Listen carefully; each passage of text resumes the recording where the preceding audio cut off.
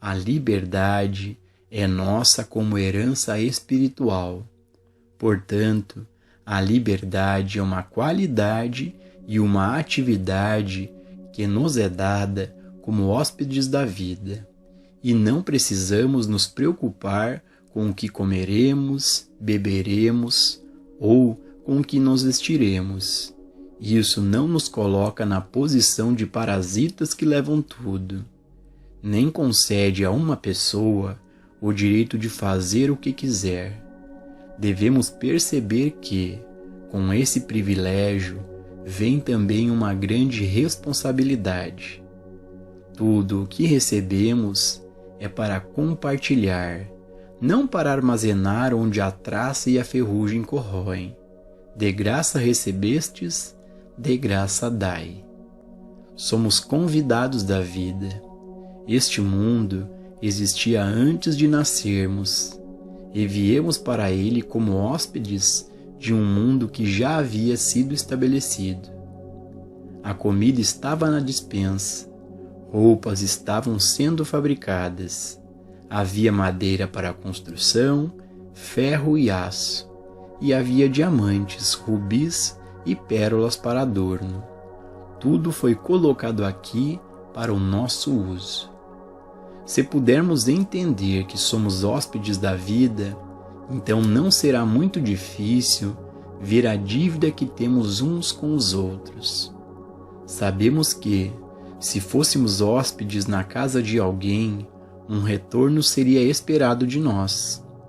Nunca teríamos a sensação de que possuíssemos algo na casa em que éramos hóspedes, mas que estava tudo ali para o nosso usufruto e conforto, e tudo sem qualquer consideração monetária. Ao anfitrião, à anfitriã e aos convidados dessa casa devemos gratidão, ajuda, cortesia, cooperação e compartilhamento, dando e recebendo com alegria. Individualmente, devemos chegar à conclusão de que nosso propósito na Terra é habitar harmoniosamente nesta casa espiritual, neste reino de Deus que está na Terra, conduzindo-nos como hóspedes inteligentes se comportam. Se formos capazes de fazer isso, toda a nossa atitude em relação ao outro mudará, mas somente depois que a experiência ocorrer dentro de nós. É como um alcoólatra que deseja se livrar do alcoolismo, mas não pode ser livre até um certo momento em que algo ocorre em sua consciência. Então, de repente, ele está livre, porque agora não tem poder para ser outra coisa. Somente uma mudança de consciência pode trazer melhores condições. Entendamos que a melhoria da humanidade não trará harmonia duradoura mais do que uma mudança no partido político no poder trará uma mudança radical em nossas condições de vida. Tirar os políticos do cargo não é a resposta. Deve haver primeiro uma mudança de consciência. E, se houver uma mudança de consciência no homem da rua, isso mudará a natureza dos políticos. A resposta é elevar-se acima da crença na boa e na má humanidade, para a realização da identidade espiritual. Teremos então um tipo diferente de candidato e uma liderança de maior qualidade, por causa de nossa realização interior. O mundo inteiro não precisa ser transformado. A história do mundo pode ser mudada por 10 homens justos aqui e agora. A consciência iluminada de um Papa pode mudar a atitude e a altitude de grandes segmentos do mundo. Um Papa ali, um bispo aqui, um ministro aqui, um padre ali, um rabino ali, um homem no mundo dos negócios. todos com a ideia de liberdade avançada individualmente por meios espirituais, podem fazer milagres. Portanto, não se trata de transformar o mundo, mas de trazer à tona um aqui e outro ali, para serem luzes em suas comunidades. Então, esses poucos levantarão outros com eles. O objetivo principal deste trabalho não é tentar nos aperfeiçoar humanamente. Nosso objetivo é a realização de Deus e, quando isso é alcançado, automaticamente nos tornamos filhos de Deus, filhos dessa família espiritual. É a experiência de Deus em nós que nos liberta.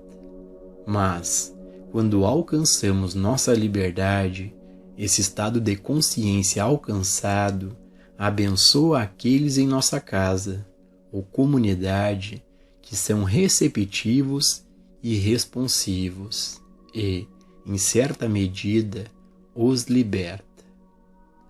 O que você e eu estamos recebendo como benefícios de nosso estudo e prática do caminho infinito é de muito menos importância do que a mensagem está fazendo para levantar o mundo inteiro. Deve ser lembrado que não existe um caminho infinito separado e à parte de sua consciência e da minha. Não existe um caminho infinito suspenso no espaço. Qualquer que seja o caminho infinito que existe na Terra é o que está ativo na consciência. E, a menos que os princípios do caminho infinito encontrem atividade e expressão na consciência individual, eles não serão expressos no mundo. Portanto, cada um de nós tem a responsabilidade de viver esses princípios. A liberdade não é obtida lutando ou fazendo cruzadas por ela, mas mantendo-a sagrada e secreta dentro de nossa própria consciência, vivenciando-a e concedendo-a a outros, e assim observando-a se espalhar pelo mundo. As cruzadas não mudam nada, porque não mudam a consciência do indivíduo. Alcançar a liberdade espiritual, econômica ou política não acontece pelas tentativas externas de alcançar esses objetivos. A consciência deve ser elevada de sua condição humana, de sua crença de que a autopreservação é a primeira lei da natureza humana, para a ideia do Mestre de amar o outro como amamos a nós mesmos e, mais especialmente, deve aceitar a revelação de que nenhum homem na terra é nosso Pai. Existe um Pai e uma grande irmandade. Perceba a visão ampla. Coloque a liberdade do mundo nas mãos do infinito. Tire-a das mãos do homem e perceba que este mundo não está à mercê do pecado ou da estupidez. Se devolvermos a autoridade à consciência divina, então essa liberdade, essa ideia cujo tempo chegou, se expressará. Se a liberdade deve ser alcançada e mantida no mundo, portanto, ela terá que ser alcançada substituindo a autopreservação como guia de conduta pelo amor ao próximo. Isso requer altruísmo. O ser humano médio vive principalmente para si mesmo e sua família. Raramente há uma visão mais elevada do que isso.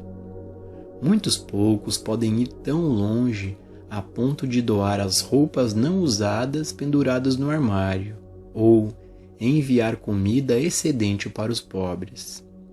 Quase toda a experiência humana é um meio de vida para o indivíduo e sua família, com apenas um pequeno pedaço sobrando para os outros. Portanto, não tem sentido para ninguém pensar em termos de liberdade para seu país ou para o mundo, até que esteja pronto para se dedicar à tarefa de torná-lo expressão em sua própria experiência. Devemos chegar ao ponto em que sejamos completos em Deus, porque eu e meu Pai somos um. O lugar onde estou é solo sagrado. Esta é a liberdade espiritual em que o homem é totalmente dependente da graça de Deus. Só então ele alcança a liberdade. Ele tem que saber que, mesmo que todo o seu bem terreno fosse tirado dele, ele ainda está em solo sagrado, e os anos perdidos do gafanhoto serão restaurados. Olhe por cima das cabeças das pessoas e veja a graça espiritual que é onipresente, que é a fonte de toda a harmonia humana. Tente visualizar essa tela maior da vida, de modo que você não meça sua vida espiritual pelo que ela está fazendo a você e aos seus, e apenas a você e aos seus. Em vez disso, veja como a medida de liberdade espiritual que você atinge, e é a medida de liberdade espiritual que você está devolvendo ao mundo, acelerando o dia da liberdade para todos. Como convidados da vida, somos apenas visitantes temporários da Terra. Não nos é dado possuir nada aqui permanentemente, porque não podemos levar nada conosco quando partirmos, exceto os tesouros espirituais que acumulamos. Mas lembre-se de que todo tesouro espiritual que levaremos para o próximo plano da existência é um tesouro espiritual que também deixaremos para trás. Não é finito, é a própria onipresença. Uma vez que adquirimos a realização de uma verdade espiritual, ela é nossa por toda a eternidade, mas também é aquela que ficará para trás na consciência da humanidade, para se multiplicar. Esta é a lei espiritual. Quando começamos um estudo espiritual, trecho nota de gabinete.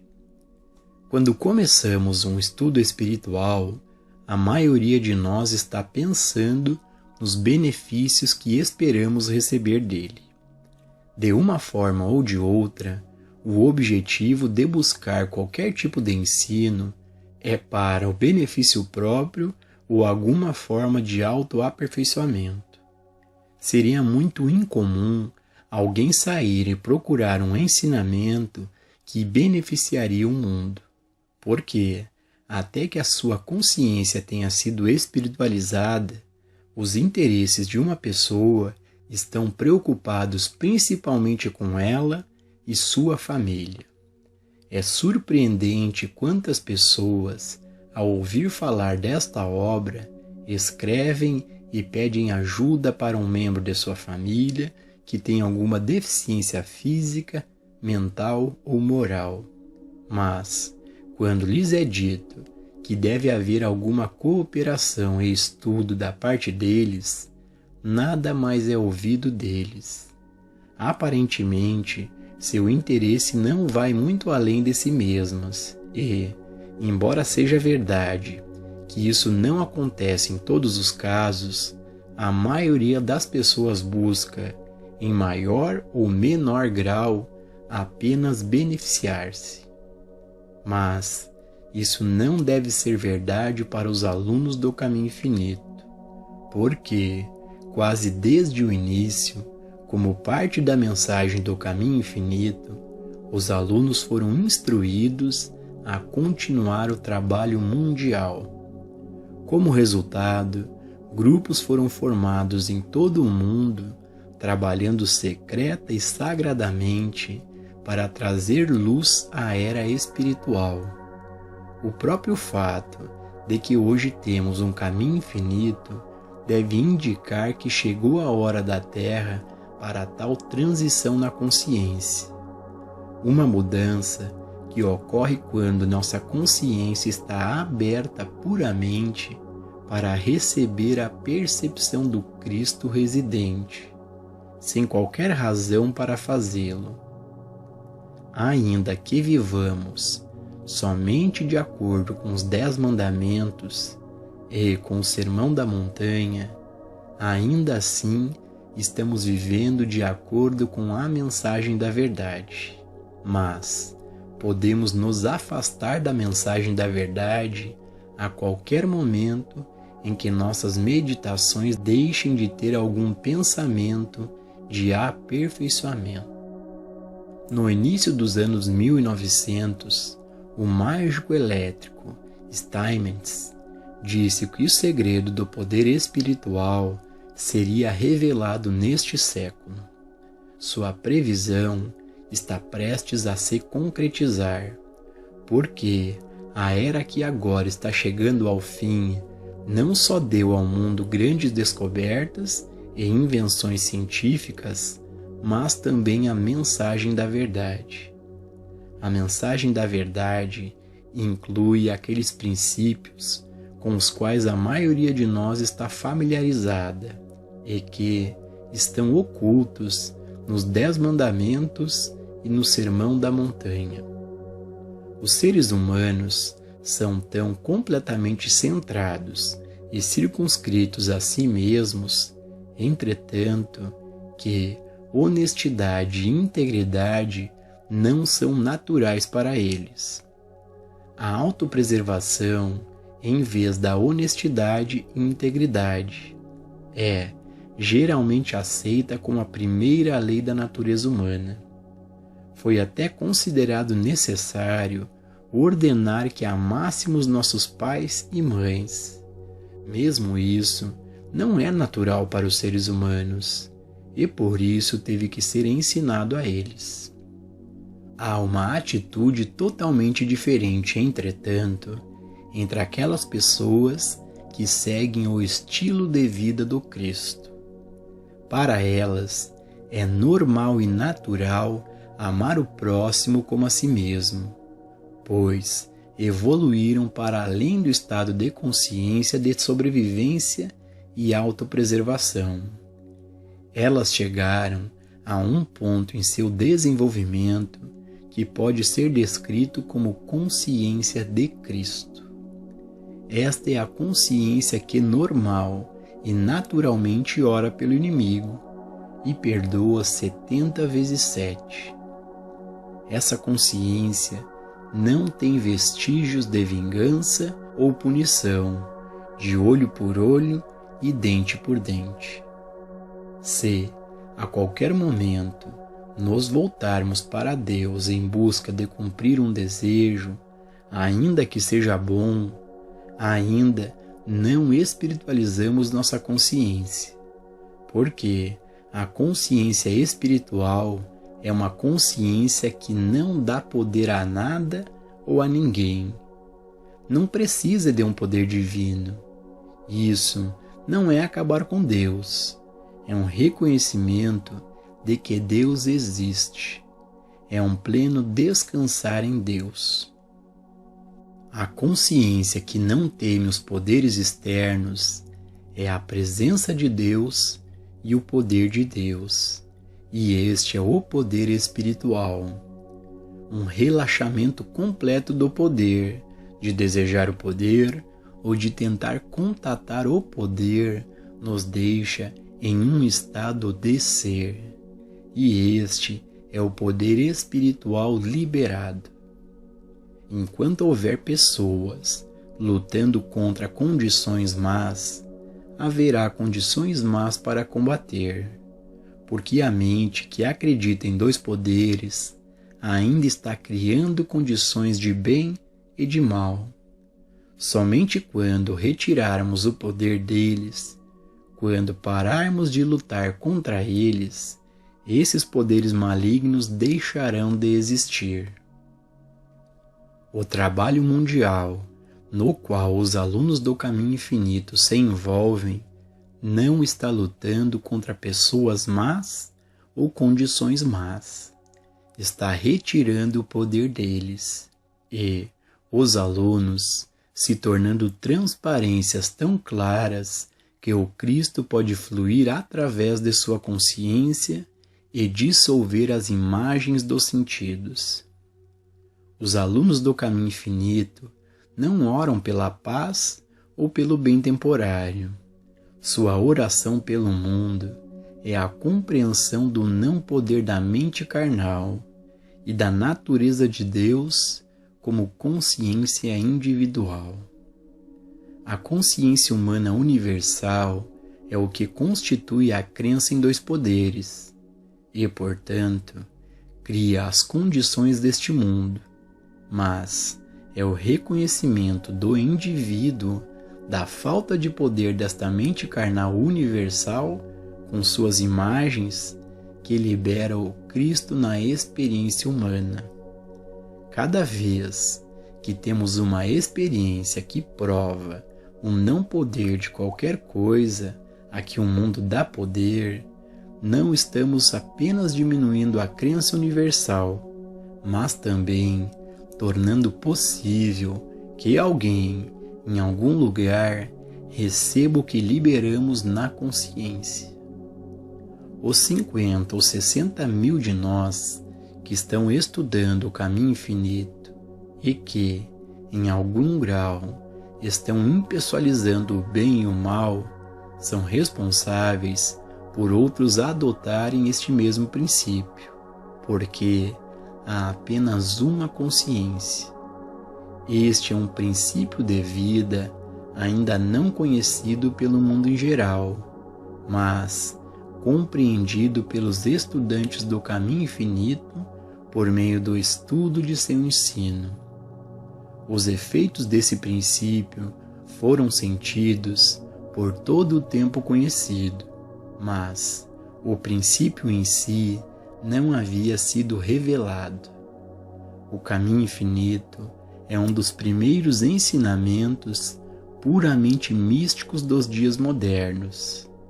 É a consciência iluminada aparecendo na experiência humana como a consciência daqueles indivíduos prontos para ela, mas uma atividade de Deus, a verdade revelando-se na consciência humana. Não poderia ser limitada aos poucos que escrevem ou leem a mensagem. Na verdade, somos apenas transparências através das quais esta mensagem deve chegar ao mundo inteiro.